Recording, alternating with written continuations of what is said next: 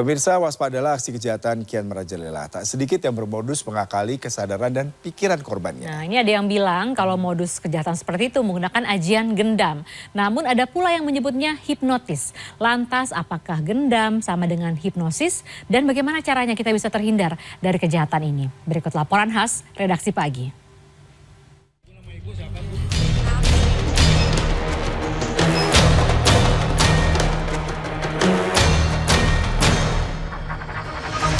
Nama ibu siapa, Bu? Tapi Nenek ini linglung setelah mendapati dirinya tiba-tiba berada di permukiman padat di Cipinang, Jatinegara, Jakarta Timur pada 17 Agustus lalu. Sebelumnya ia mengaku sedang berjalan menuju pasar di sekitaran kawasan tempat tinggalnya di Pademangan, Jakarta Utara, lalu bertemu seseorang yang menawarinya bansos. Nahas, bukan bansos yang didapat. Nenek 55 tahun ini justru kehilangan perhiasan dan uang ratusan ribu rupiah. Aksi serupa juga pernah terjadi di Bali pada 25 Juli lalu. Berpura-pura jadi pembeli dan ingin menukar uang, dalam satu hari, dua warga negara asing berhasil mengakali kesadaran penjual di dua toko berbeda. Kedua WNA ini berhasil membawa kabur total uang tunai hingga 7 juta rupiah. Hal serupa pernah menimpa Sukamti. Wanita yang berprofesi sebagai tukang sayur ini tak sadarkan diri ketika seseorang wanita menjabat tangan dan memeluknya. Pelaku juga mengatakan akan memberikan uang 1 miliar rupiah serta syuting dengan pesohor tanah air yang tentu saja tak pernah terwujud.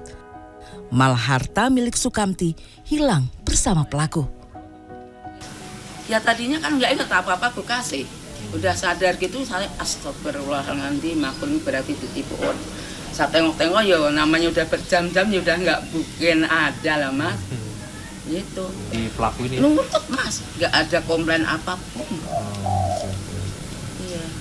Itu pas itu ibu nggak sadar nggak apa? Enggak, ya sadarnya dia tuh kenal baik sama saya, ya saya percaya gitu aja. Pade mengatakan modus kedua kejahatan ini adalah gendam. Namun ada pula yang menyebutnya hipnotis.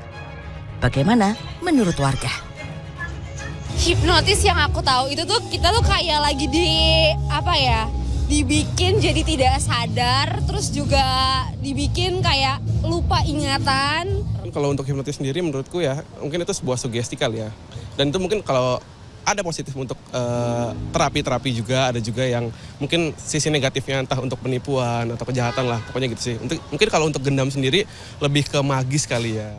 Ki Kusumo, seorang praktisi metafisika, mengatakan ilmu atau ajian gendam sudah ada sejak zaman kerajaan dulu. Namun kata gendam sekarang lebih identik dengan kejahatan dan tipu muslihat. Dulu ilmu ini digunakan untuk perang. Jadi kalau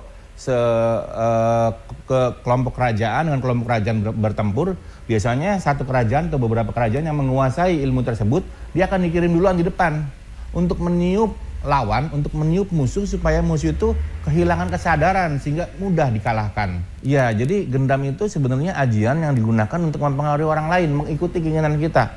Misalnya ada orang sakit supaya dia sembuh.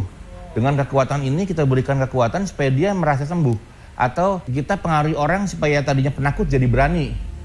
Atau orang yang tidak mau melakukan apapun tiba-tiba dengan kekuatan gendam kita dia bisa melakukan yang kita perintahkan. Dirinya menambahkan hipnotis dan gendam adalah dua hal yang berbeda. Hipnotis merupakan ilmu sains yang bisa dipelajari. Sementara untuk menguasai ajian gendam, seseorang harus menjalani ritual, puasa, hingga pantangan khusus. Senada dengan Ki Kusumo, seorang pakar hipnoterapis juga mengatakan dalam metode hipnosis dibutuhkan kerjasama dari kedua belah pihak dan tidak mengandung unsur magis. Kami benar-benar berbeda dengan gendam. Karena kalau hipnosis itu orangnya sadar.